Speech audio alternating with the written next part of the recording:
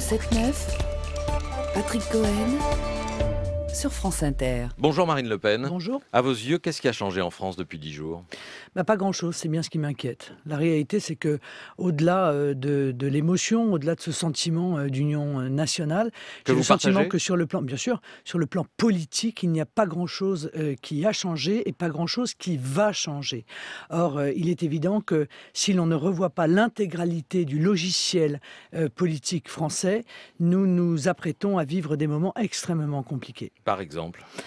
Par exemple, toute la relation à l'autorité accordée à la police, aux enseignants, l'école, l'assimilation, la politique d'immigration, les valeurs de la République, les zones de non-droit, l'acquisition de la nationalité, la relation que nous avons au budget de notre défense, de la police, du renseignement, de l'armée. Il y a énormément de choses qui doivent être remises à plat, car ce que nous vivons aujourd'hui, c'est tout de même 20 ans d'erreur. Tout ça est en débat depuis 10 jours. Vous avez cité des sujets qui ont été évoqués, qui ont fait l'objet de décisions ou d'annonces sur la défense, sur le budget de la défense. Eh bien, les premières propositions que je vois m'apparaissent extrêmement maigres et pas du tout à la hauteur de la difficulté. Vous parlez du budget de l'armée. On le sanctuarise, oui, on le sanctuarise, mais il est en baisse en euros constants et il est très largement inférieur à ce qui serait nécessaire. Je vous rappelle qu'il y a près de 60 000 postes dans l'armée qui ont été supprimés depuis 2008 sous la donc co-responsabilité de Nicolas Sarkozy et de François Hollande. Il en est de même pour la police, où ce sont également des milliers de postes qui ont été supprimés. Donc je crois encore une fois qu'on ne prend pas la mesure de la situation que nous sommes en train de vivre. Vous avez cité l'immigration à l'instant. Quel rapport entre les attentats d'il y a 10 jours et l'immigration ? Parce que l'immigration massive est un fantastique accélérateur du communautarisme.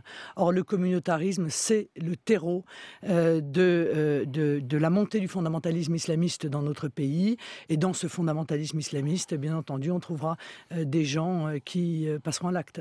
Les frères Kouachi, Koulibaly sont nés en France. Oui, mais je ne vois pas le rapport.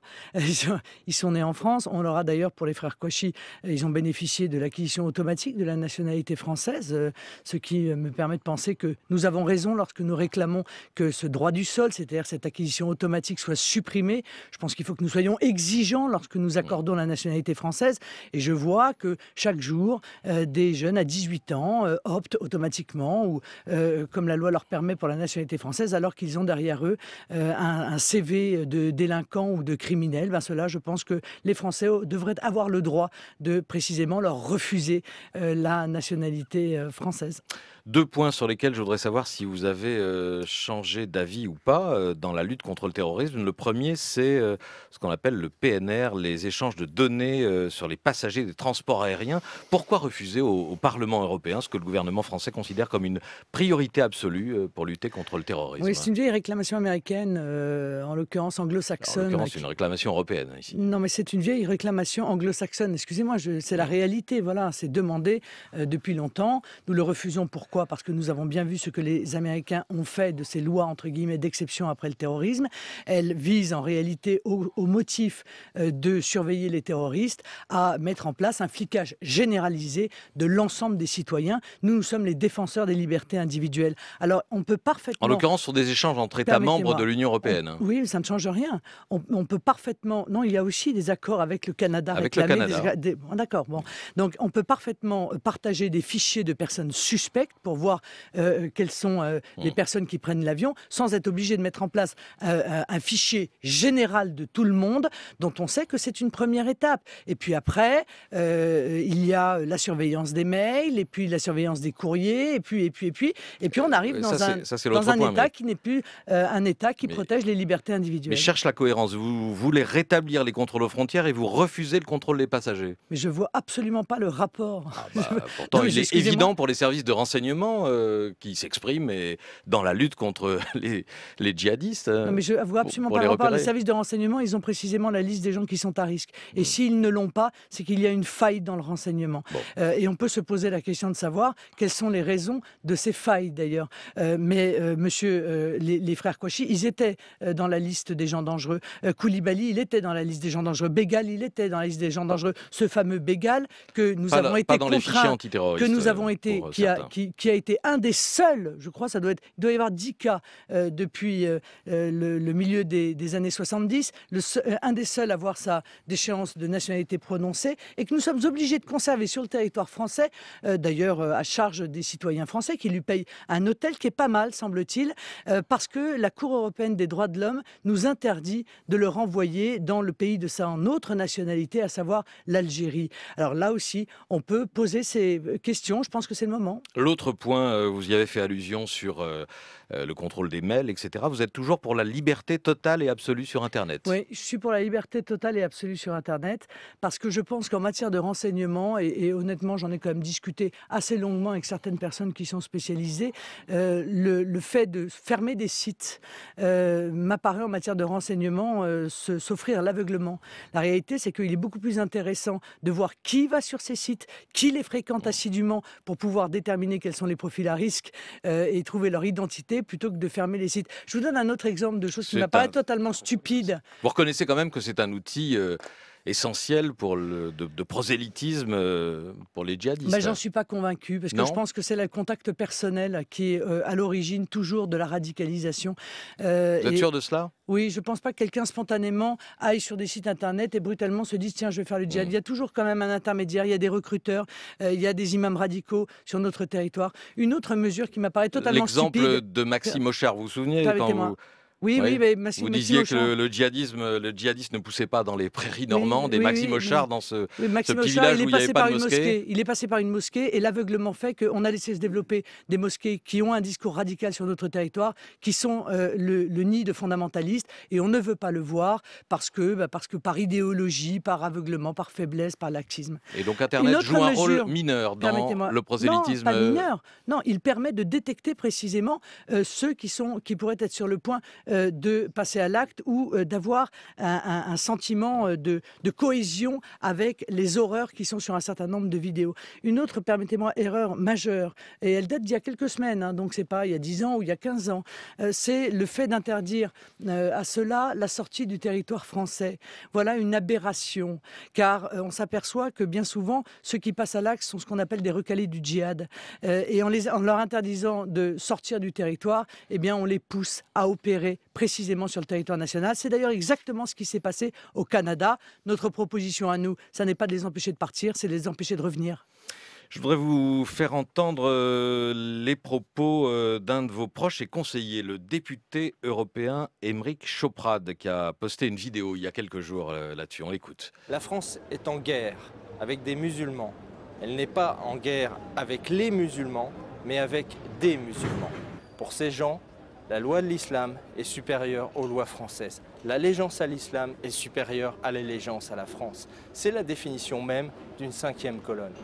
On nous dit qu'une majorité de musulmans est pacifique. Certes, mais une majorité d'Allemands l'était avant 1933 et le national-socialisme allemand.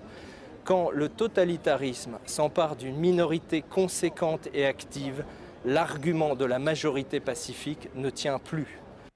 Aymeric Choprade, êtes-vous d'accord, Marine Le Pen, la France est en guerre contre des musulmans ? Bon, d'abord, Aymeric Choprade a fait là une vidéo qui est une prise de position personnelle. Bon, donc je lui laisse la responsabilité de ses propos. Il est à la direction du Front National, il est membre du bureau politique. Oui, comme 45 autres personnes. Oui, il est chef de la délégation Front National au Parlement européen. Oui, au milieu de 24 députés, il en fallait un. Oui. Et il est votre conseiller aux affaires internationales. Non, il n'est plus mon conseiller aux affaires internationales. Vous l'avez... Donc pour moi, ce que je pense, il n'est plus votre conseiller. Non, moi ce que je pense, c'est que la responsabilité, depuis un certain nombre de jours, je pense que la responsabilité d'un mouvement politique, c'est d'éviter précisément l'engrenage du choc des civilisations.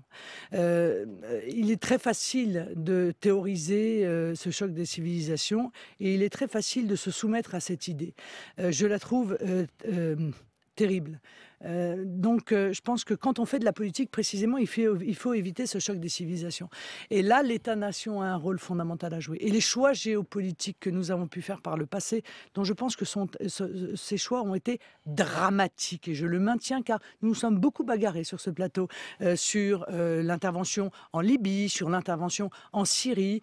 Je crois pouvoir dire tout de même que l'analyse que j'avais faite à l'époque, seul contre tous, était la bonne. Nous avons donné les clés de ces pays ou de ces combats aux fondamentalistes islamistes que nous avons aidés, entretenus, financés, armés.